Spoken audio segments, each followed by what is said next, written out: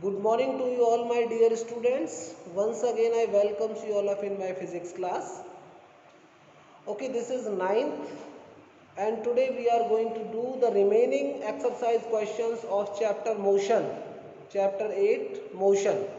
So end exercise question and we are going to start from question number 6. Question number 6. Okay, so in question number 6 there is one graph, and with the help of graph we are going to give answer. Okay, by seeing graph हम बनाते हैं पहले. What is that graph? ये graph है. There is one graph.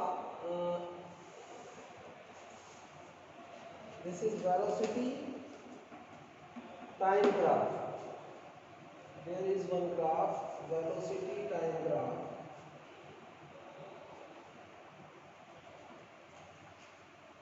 So within this graph,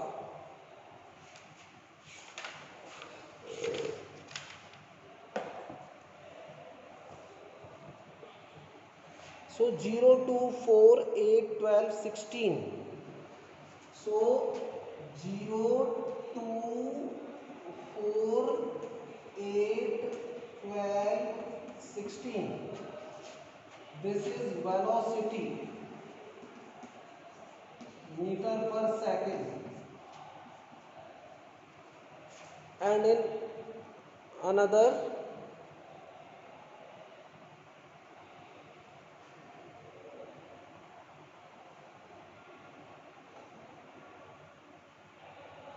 second है बेटा 0.4 0.8 1.2 1.6.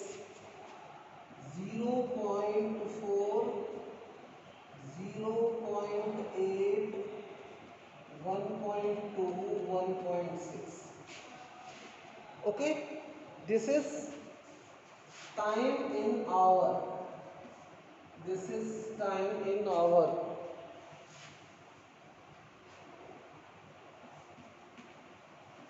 Time in hour. Okay, and this is this is distance in kilometer. This is distance in kilometer. Graph जो बना हुआ है कुछ इस तरीके से बना हुआ है. 1.2 1.2 12 1.2. एक पॉइंट तो आपका इधर बना हुआ है, फिर एक पॉइंट बना हुआ है दैट इज 6 6. दैट इज 6 और 6 समथिंग हियर.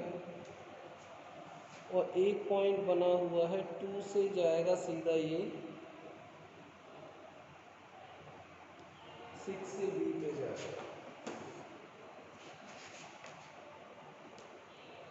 ग्राफ बना हुआ है 6 से बी पे. एक लाइन सीधे जा रही है, फिर दूसरी लाइन जा रही है 0 से बी पे,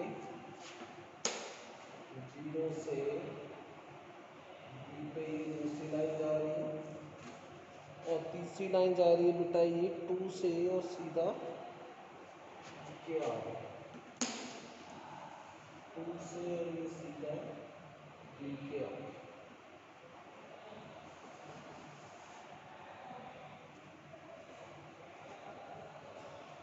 ओके, दिस इज ये जो लाइन आपको दे रखी है इसमें 2 से जो सीधा जा रही है this is C and this is B and this is A B सी.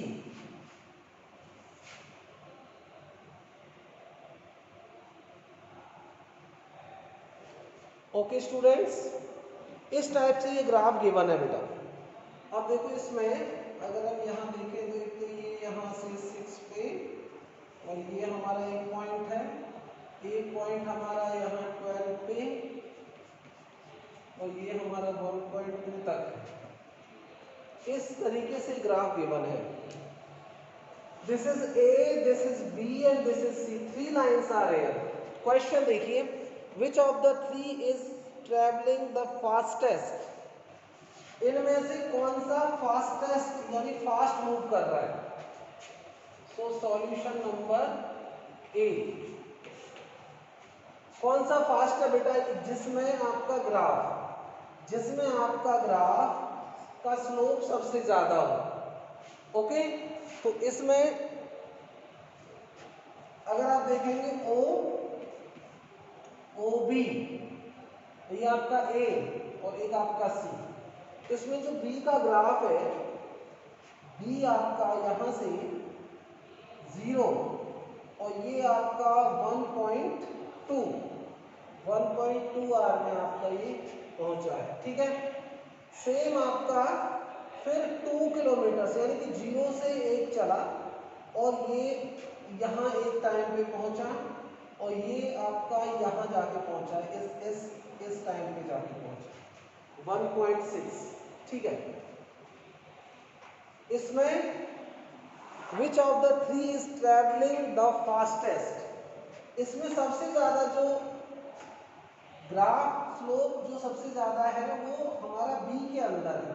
सी के अंदर भी कम स्लोप है, ए के अंदर भी कम स्लोप है और बी के अंदर सबसे ज्यादा है। सो बी ट्रेवल फास्टेस्ट। आप ये मान के चलिए कि ये हमारा यहाँ पे 0 पॉइंट है, यहां से तो बी चला है, फिर ये आपका आया 2 किलोमीटर, फिर यहां से चला है सी और फिर ये आया है यहाँ पे 4 और फिर 6 से चला है ए और टाइम आपका स्टार्ट यहीं से हो गया, time t is equal to 0 ये है और ये यहाँ पे आपका, ये यहाँ आपका कहीं स्कूल है, पाथ पे स्कूल है। सो इस टाइप से 0 पे स्टार्ट हुआ, 1.2 आवर में स्कूल पहुंच गया। ठीक है, 12 किलोमीटर पे आप ये सब पहुंच रहे हैं, 12 किलोमीटर 0 टाइम पे 1.2 आवर में पहुंच गया।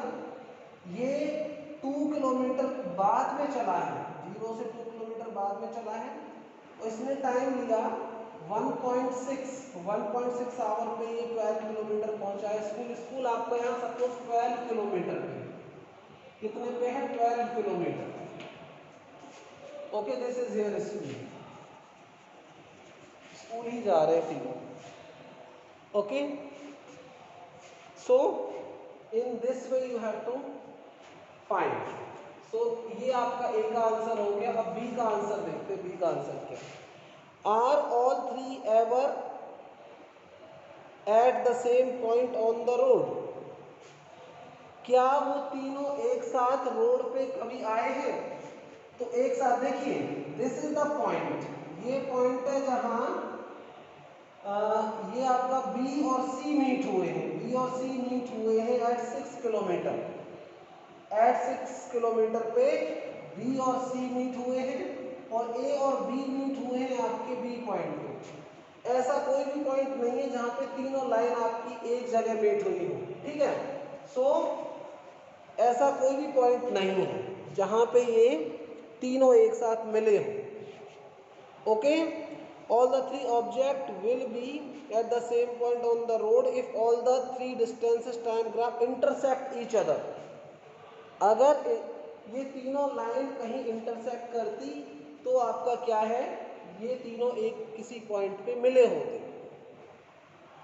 Now after that, how far the C travel when B passes A, यानी कि how far has C travel, सी कितना ट्रेवल कर चुका था जब वो किससे मिला, when B passes A, how far the C traveled when B passes A, जब B ने A को पास किया at that time how far the C traveled, तो ये देखो टाइम है, this is the time at which the B passes A, B ने A को पास किया और इस टाइम पे जो C है वो C का पॉइंट ये है, तो this is about here 8 kilometre.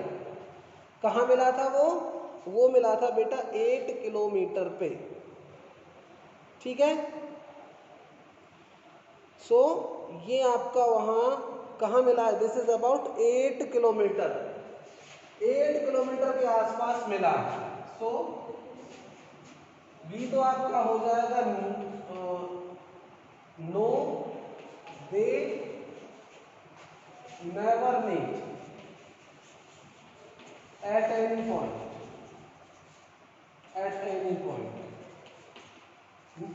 सी हो जाएगा इसका सी ट्रेवल्स अबाउट 8 किलोमीटर। अब देखिए यहाँ तो हम देख रहे हैं सीधा ब्लैक बोर्ड पे 8 किलोमीटर, लेकिन एनसीईआरटी की बुक में ग्राफ में कंप्लीट गिवन होगा पॉइंट्स के हिसाब से, तो उसमें हो सकता है इसका आंसर आपको मिले अबाउट 7.6 किलोमीटर। कितना मिलेगा बेटा, 7.6 किलोमीटर, ठीक है। बट हम यहाँ देख रहे हैं ब्लैक बोर्ड में दिस इज अबाउट 8 किलोमीटर, ठीक है। ग्राफ में आप देख लीजिएगा fix. Now, how far the bee travel by the time it passes C? How far the bee traveled by the time it passes C? जब B ने सी को पास किया तो उस टाइम वो कितना ट्रेवल कर चुका था, वो कर चुका था अबाउट 6 किलोमीटर। कितना ट्रेवल कर चुका था 8। अब देखिए बी ने सी को पास यहाँ किया, सो दिस इज द पॉइंट, तो ये वाला आंसर आपका होगा, ये सी का आंसर है, आंसर सी। ये वाला है आंसर डी, ओके। और बी आपका फास्टेस्ट, तो ये पॉइंट है, ये आएगा आपका डी का आंसर होगा। तो B travelled 6 kilometre, B travelled 6 kilometre. Graph से ही देख के आपको आंसर देना है। सो ये आपका 6 किलोमीटर ट्रैवल कर चुका होगा। सो ग्राफ से रिलेटेड क्वेश्चन है। अच्छा, इसके बाद देखिए बेटा क्वेश्चन नंबर 7। ग्राफ से रिलेटेड क्वेश्चन इस टाइप से आ सकता है आपका एग्जाम में।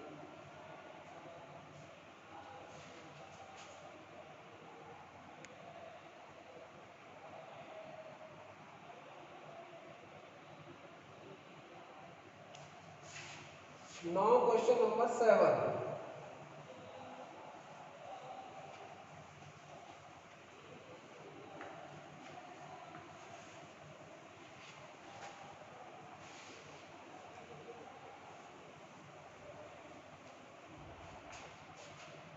Question number 7.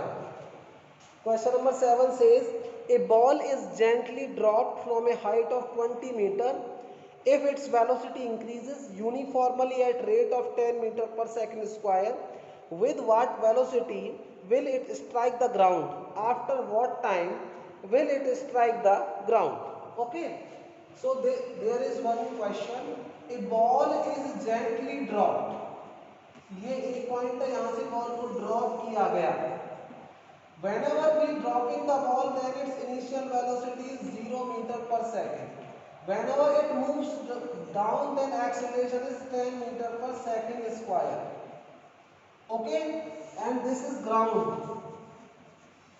This is ground. So at this point, what is its final velocity? That we have to find. सो उसकी फाइनल वेलोसिटी क्या है?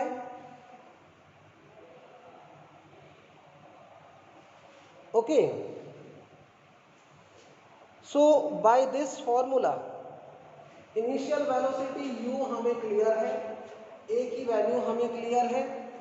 अच्छा, इसमें और क्या दे रखा है, height is 20, so it's height h is equal to 20 metre. So at 20 metre height से बॉल को जेंटली ड्रॉप किया गया है। सो हेयर गिवन सीधा u is equal to 0 metre per second, A is equal to 10 meter per second square and height h, so s is equal to 20 meter and you have to find v. सीधा आप equation लगाओगे v square minus v square is equal to 2as, so v square minus u square, v square is equal to ये हो जाएगा 2as plus u square, so v square is equal to 2 into a की value कितनी है बेटा 10 into s की value है 20 plus u है आपका 0 का square, so v is equal to ये अंडर रूट हो जाएगा 2 2 जा 4 400 हो जाएगा, so v is equal to ये आपका 2 इंटू 10 ये हो जाएगा 20 kilometre per hour, sorry 20 metre per second. So at 20 meter per second the body is moving at the time when it strikes the ground. Okay, after that how much time will it take? So you also find time t. So for finding the time t, अब आप कैसे भी find कर सकते हो बेटा, एक तो यहाँ से भी कर सकते हो, v है आपके पास में, u आपके पास में है, a आपके पास में है, सो टाइम आप इजीली फाइंड कर सकते हो since a is equal to v minus u upon t और फॉर्मूला होता है आपका t is equal to v minus u upon a, so t is equal to v आपका है 20 minus 0 upon 10, so t is equal to 20 upon 10, ये cut गया, answer आया 2 second. So how much is the time 2 second. ऐसे आप इसका निकाल सकते हो, ठीक है. कई बुक्स में या फिर कहीं आप सेकंड इक्वेशन ऑफ मोशन भी लगा के इसका टाइम फाइंड कर सकते हो, ठीक है. डिस्प्लेसमेंट आपको गिवन है, so in that also you have seen that 2 second is only coming. Okay, इसके बाद में एक और है क्वेश्चन, यहाँ क्वेश्चन नंबर 8. अब देखिए क्वेश्चन नंबर 8 की बात करते हैं.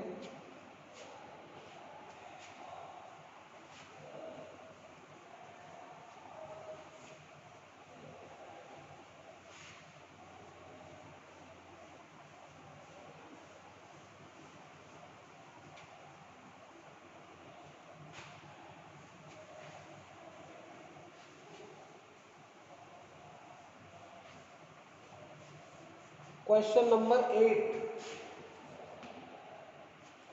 देयर इज वन ग्राफ, एक ग्राफ आपको गिवन है बेटा, देयर इज वन ग्राफ, ये आपका इस टाइप से ग्राफ गिवन है in this way, so up to hair,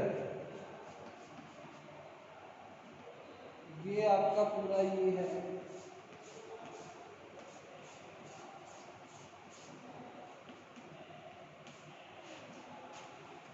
so 2 4 6, here this is 2 4 6 8, secondly here 0, here 2, here 4, here 6, here 8. Okay, this is the graph that the ray is now moving like this. ये यहाँ तक आपका एक slope type बना है बेटा, slope, और फिर ये यहाँ से, इसको आप नॉर्मल एक जो समझ सकते हो, ये ट्राइंगल. अब इसमें पूछा क्या है, the speed time graph, this is here speed and here this is time. Speed is here in metre per second and here time in seconds. Now in question, find how far does the car travel in the first 4 seconds. Shade the area on the graph that represent the distance traveled by the car during the period. Which part of the graph represent uniform motion of the car. Okay, अब इसमें हम लगा लेते हैं, this is O, this is A and this is B. Okay, so O से लेके और ए तक तो बेटा कंप्लीटली वेलोसिटी में चेंज हो रहा है, स्पीड में चेंज हो रहा है। Okay, with respect to time.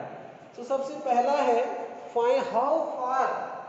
सो इसमें ए का आंसर है how far means you have to find S, और एस का मतलब है बेटा displacement is equal to area covered under graph, area covered under graph, under graph. ठीक है, तो ये एरिया कवर्ड कितना है, ये देखिए आपको ट्राइंगल दिख रहा है। ठीक है, this is area of triangle. आप ये मानिए ओ ए बी, यहाँ ये पॉइंट सी मान लिए, O A C, O A C. So S is equal to half into base कितना हो जाएगा 4 और हाइट हो जाएगी 6। सो 4 इंटू 6, 2 से 2 कैंसिल करिए, 12 मीटर। कितना ट्रैवल हो जाएगा बेटा, ये 12 मीटर ट्रैवल हो जाएगा। इसके बाद देखिए from point A to point B. अब इससे आगे तो क्या है, वेलोसिटी सेम है, तो ये आपका यूनिफॉर्म वेलोसिटी होगा या यूनिफॉर्म मोशन होगा। Okay, so from point A to B the body is in uniform motion. Uniform motion में भी होगा और यूनिफॉर्म वेलोसिटी में भी हो या यूनिफॉर्म स्पीड में भी हो। यूनिफॉर्म स्पीड यहाँ अगर आपका गिवन है, so it should be in the which part of the graph represent uniform motion of the car. So ये है पार्ट जो आपको यूनिफॉर्म मोशन रिप्रेजेंट करेगा। Okay, is it clear?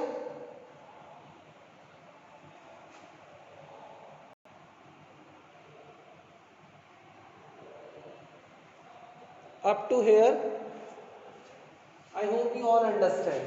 ठीक है, ये आपका हुआ question number 7, 8।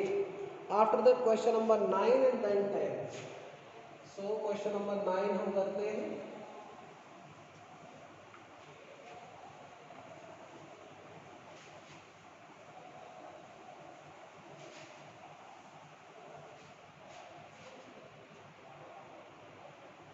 Now question number 9. Question number 9 says state which of the following situation are possible and give an example for each of these. An object with a constant acceleration but zero velocity. आपको एक condition बतानी है, an object with uniform acceleration, uniform acceleration but zero velocity, but zero velocity। यानी कि acceleration तो है लेकिन velocity उस टाइम जीरो है। देखिए आपको ये बात ध्यान रखना है बेटा, अगर किसी भी बॉडी के ऊपर फोर्स लग रहा है F is equal to M A formula होता है। अगर किसी बॉडी के ऊपर फोर्स लग रहा है तो इसका मतलब उस पर एक्सेलरेशन है। अगर किसी भी बॉडी पे फोर्स लग रहा है, फोर्स लग रहा है तो एक्सेलरेशन है। ठीक है, F is equal to M A. अब मैं एक एग्जांपल लेता हूं बेटा, आपने क्या किया, आपने ग्राउंड से एक बॉल को फेंक दिया और बॉल कंप्लीटली जैसे जैसे ऊपर जाएगी तो एक्सेलरेशन आएगा -10 मीटर पर सेकंड स्क्वायर। जब बॉल नीचे आएगी तो एक्सेलरेशन होगा 10 मीटर पर सेकंड स्क्वायर। ठीक है, बॉल नीचे से जा रही है डिक्रीज होते होते होते होते और ये यहां जाके रुक गई। अब ये यहां जाके एट रेस्ट पे हो गई, एट रेस्ट। ओके, ये कहां इसका टॉप लेवल है। So at top level at this point, ठीक है, एट रेस्ट हो जाएगी। बट एट रेस्ट के बाद में ये अपने आप नीचे आना स्टार्ट हो जाएगी। अब ये अपने आप अगर नीचे आ रही है, this is the symbol that इसके ऊपर क्या लग रहा है, इसके ऊपर फोर्स लग रहा है। और अगर इसके ऊपर फोर्स लग रहा है तो इसमें क्या है, एक्सीलरेशन है। और एक्सीलरेशन कितना है, यूनिफॉर्म एक्सीलरेशन है 10 मीटर पर सेकेंड का डाउनवर्ड, नीचे की तरफ 10 metre per second square, 10 metre per second square का एक्सीलरेशन है। ठीक है, so that's why only this ball or this thing is just moving in downward direction towards the ground, ये ground की तरफ। सो अगर हमें कोई भी पूछता है कि an object with uniform acceleration but zero velocity का हमें कोई एग्जांपल देना है, तो this is only the suitable example, कि जब भी हम किसी ऑब्जेक्ट को फेंकते हो वो आपकी टॉप मोस्ट पोजीशन पे जाके for the instant that it remains constant, जब वो कांस्टेंट या फिर जब वो कंप्लीटली क्या हो जाती है, रुक जाती है, रेस्ट हो जाती है, that condition there should have the acceleration but it's velocity is zero. भाई जब वो रोकी गई तो उसकी वेलोसिटी जीरो है, और फिर वो जैसे ही वो नीचे आना स्टार्ट हो जाएगी तो कंडीशन बदल जाएगी, फिर उसके अंदर वेलोसिटी भी होगी और उसके अंदर एक्सीलरेशन भी होगा। ठीक है, okay, so this is the condition. After that B point, question number 9 का बी पॉइंट एक्सप्लेन करते हैं। An object moving in a certain direction with an acceleration in the perpendicular distance. Okay, so an object moving in a certain direction with an acceleration in the perpendicular direction, perpendicular direction में body move कर रहा है और body के अंदर acceleration है। whenever the body is moving in uniform speed और uniform circular motion, जब भी कोई बॉडी यूनिफॉर्म सर्कुलर मोशन में मूव करती है any radius r, suppose this is the body here of mass n, so at each and every point the direction should get changed. So due to the change in the direction, the velocity is changing, by which there should have some acceleration towards its center, and that acceleration is called centripetal acceleration. वो मैं आपको बता चुका हूँ पहले। So centripetal acceleration, अब इसमें देखिए यहाँ वेलोसिटी और एक्सेलरेशन एक दूसरे के परपेंडिकुलर है। कैसे हैं? Perpendicular. Okay, N object moving in a certain direction, एक डायरेक्शन में मूव कर रही है with an acceleration, acceleration है towards the center of the circle, okay, in the perpendicular direction। अब मूव तो इधर कर रही है और एक्सेलरेशन परपेंडिकुलर डायरेक्शन में है, तो इसका जो एग्जांपल है that is uniform circular motion. The body in uniform circular motion, okay, body in uniform circular motion. देखिए ये at every point the body is perpendicular, body is moving perpendicular to the centripetal acceleration, okay, और acceleration के perpendicular body move करता है in uniform circular motion, okay, so this is the example of 9b। now after that question number 10, question number 10 देखते हैं।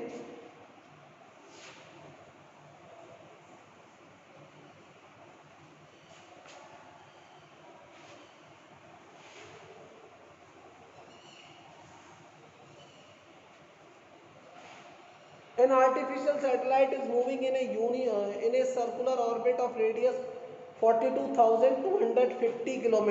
Calculate the speed if it takes 24 hours to revolve around the earth. Question number 10 है, given है बेटा, given है इसमें radius r is equal to 42,250 kilometre. Okay, अब आपको यहाँ इसकी स्पीड फाइंड करनी है। कब? जब टाइम आपको दे रखा है 24 आवर।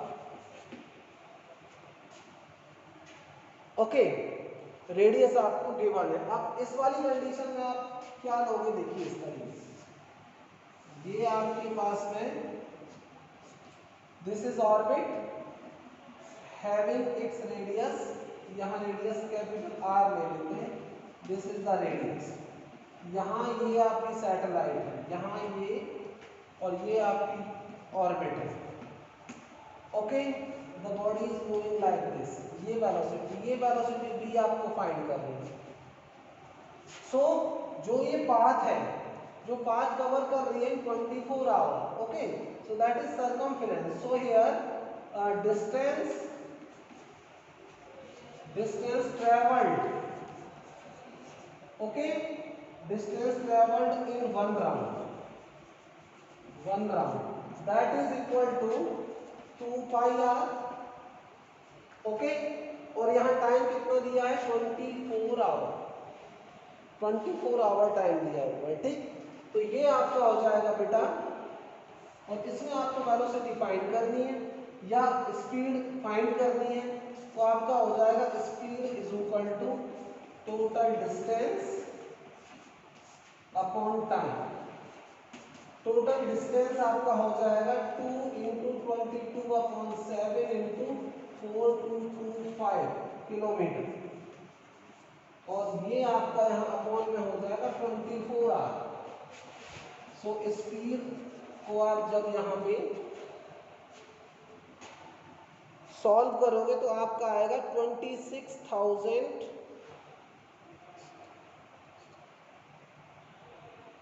ये आएगा बेटा 265571।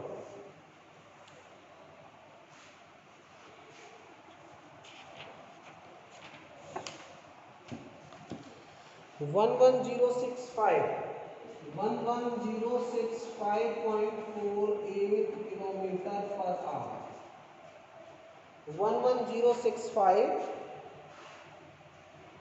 Kilometre per our, okay. ये आएगा इसमें इतने किलोमीटर, इतना किलोमीटर पर आवर की स्पीड पे आपका सैटेलाइट क्या कर रहा है? मूव कर रहा है, okay. This is satellite, this is orbit and this is the radius of orbit, वो आपका 42250 किलोमीटर है, okay. So all those things you have to remember it. So students, I hope you all understand. अब इसमें कोई problem है किसी बच्चे को? If there have any problem you may ask your problems. आपका चैप्टर खत्म हो चुका है। Now within our next class we are going to start matter in our surroundings, okay.